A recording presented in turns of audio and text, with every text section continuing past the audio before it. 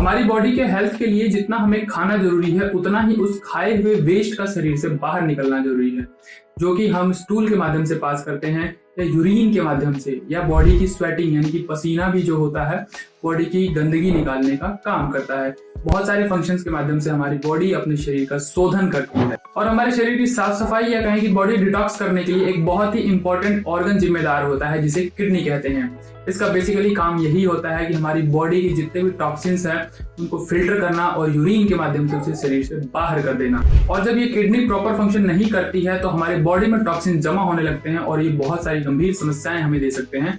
और साथ ही साथ अगर हमने इस पर ध्यान नहीं दिया तो धीरे धीरे ये किडनी फेलियर की तरफ बढ़ सकता है। तो इसे समझना बहुत जरूरी है कि हमारी किडनी हमारे शरीर के माध्यम से छोटे छोटे संकेतों से हमें क्या समझाना चाहती है।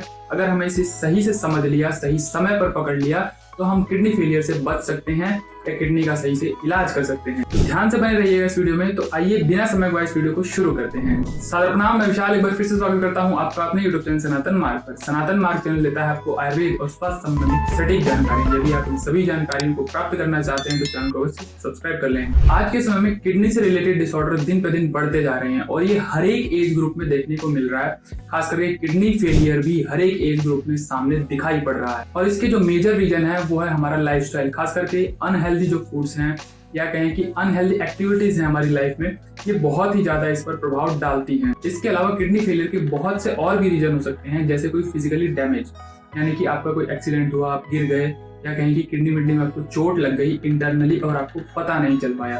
धीरे धीरे किडनी फिर वहां से डैमेज होने लगती है, खराब होने लगती है। वो सिम्टम तो देती है लेकिन आप उसको उतना पकड़ नहीं पाते हैं और एक समय में ऐसा आता है कि किडनी बिल्कुल ही डैमेज हो जाती है। या कहें कि बार बार किडनी में स्टोन होना। किडनी में बार बार स्टोन होने से जब आप उसको खत्म करने के लिए मेडिसिन का यूज करते हैं वो भी काफी इस पर प्रभाव डालती है।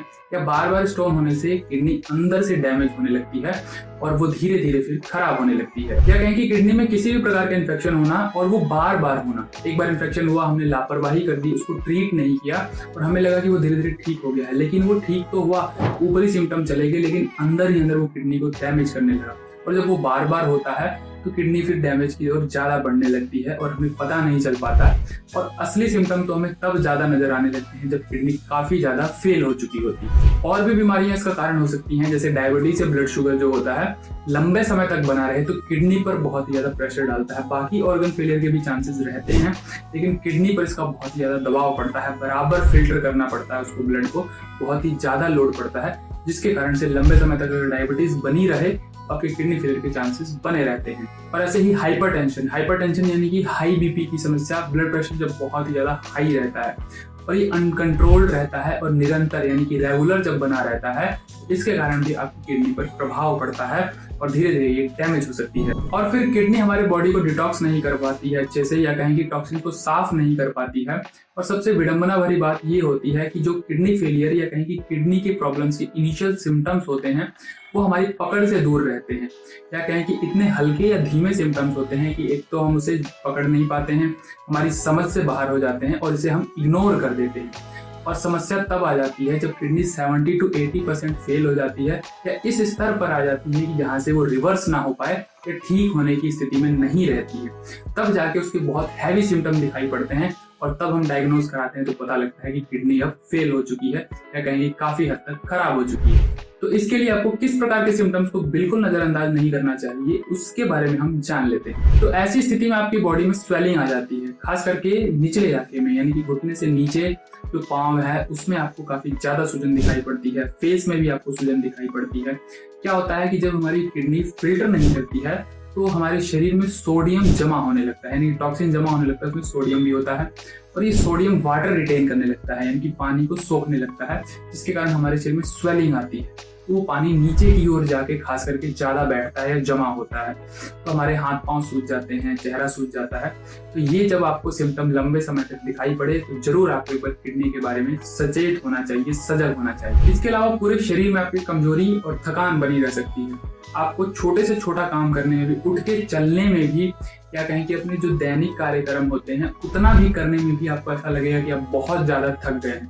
तो ऐसी स्थिति में भी अगर ये लंबे समय तक बनी रहे तो एक बार आपको किडनी के बारे में सचेत रहना चाहिए और उसके टेस्ट वगैरह करवाने चाहिए। और जब हमारी बॉडी के टॉक्सिन साफ नहीं होते हैं तो ब्लड इम्प्योर हो जाता है, खून खराब हो जाता है, जिसके कारण आपको चर्म रोग दिखाई पड़ सकते हैं, जैसे स्किन बहुत ज्यादा ड्राई हो जाएगी, खाज, खुजली, फोड़े, फुंसी, इस तरह की चीजें आपकी स्किन पर रेगुलर और ज्यादा मात्रा में दिखाई पड़ेगी। एक नॉर्मल रेंज से बहुत ज्यादा ईचिंग वगैरह होगी। तो जब इस तरह की समस्या कंटिन्यू बनी रहे तो जरूर आपको किडनी के बारे में सावधान रहना चाहिए। इस स्थिति में अग्नि मंद हो सकती है, यानी कि पाचन या मेटाबॉलिज्म लो हो सकता है, डाउन हो सकता है, और आपको भूख कम लगेगी।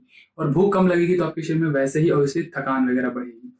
न्यूट्रिशन की कमी होगी तो एनीमिया या खून की कमी जैसी समस्या आपको दिखाई पड़ेगी। इस स्थिति में किडनी पर लोड काफी अधिक रहता है शरीर के टॉक्सिन्स को साफ करने का, जिसके कारण बहुत बार आपका यूरिन पास होगा, यानी कि नॉर्मल रेंज से, यानी कि दिन में 7-8 बार से ज्यादा, या कहीं की 10 बार, 12 बार, 15 बार इस तरह से यूरिन पास हो सकता है, या कहीं की बहुत कम मात्रा में भी 1-2 बार या 2-3 बार ही आपका यूरिन पास होगा, या तो नॉर्मल रेंज से बहुत ज्यादा या कम। इस तरह के सिम्टम्स भी अगर आपको रेगुलर बने रहते हैं तो किडनी की जांच अवश्य करवाएं। या यूरिन पास करते समय कभी कभी ब्लीडिंग या कि ब्लड का दिखाई पड़ना, या कोई मवाद या जेली टाइप की चीज का बाहर आना, इस तरह की जो सिम्टम्स हैं अगर आपको दिखाई पड़ते हैं तो भी आपको एक बार किडनी के बारे में अवेयर होना चाहिए। अक्सर आपका पेट इसमें भरा हुआ लगेगा, आपको कुछ खाने की इच्छा नहीं होगी, और खास करके जो किडनी के आसपास वाला इलाका है वहां पर बहुत ज्यादा टाइटनेस महसूस होगी, यानी कि जैसे उसमें कोई स्वेलिंग टाइप की हो रखी हो। तो इस तरह से आपको जो सिम्टम दिखाई पड़ते हैं तो यहाँ पर समझना चाहिए कि किडनी में कोई ना कोई समस्या जरूर है। फिर जब ये सिम्टम धीरे धीरे आगे बढ़ते जाते हैं तो फिर नौशिया, वोमिटिंग यानी कि जी मिचलाना, उल्टी जैसा बार बार मन होना या वोमिट बार बार होना, इस तरह की समस्या आपको फिर बढ़ती चली जाती है। और फिर इन सभी समस्याओं के साथ साथ आपको तनाव बढ़ने लगता है, डिप्रेशन हो जाता है, एंजाइटी जैसी समस्या आ जाती है। तो कुल मिलाकर के ये जितने भी सिम्टम्स आपको दिखाई पड़ते हैं इनमें से कोई भी यदि आपको अधिक दिनों तक रहता है तो जरूर आपको किडनी के बारे में जांच करवानी चाहिए, डॉक्टर से सलाह लेनी चाहिए। तो हेल्थ अवेयरनेस में आज इतना ही। आगे मिलेंगे किसी और टॉपिक के ऊपर, और किडनी के बारे में जो ट्रीटमेंट है उसके ऊपर भी हम डेली लाइफस्टाइल में क्या क्या कर सकते हैं उसकी बात अवश्य करेंगे नेक्स्ट वीडियो के अंदर। आज के लिए इतना ही, सादर प्रणाम।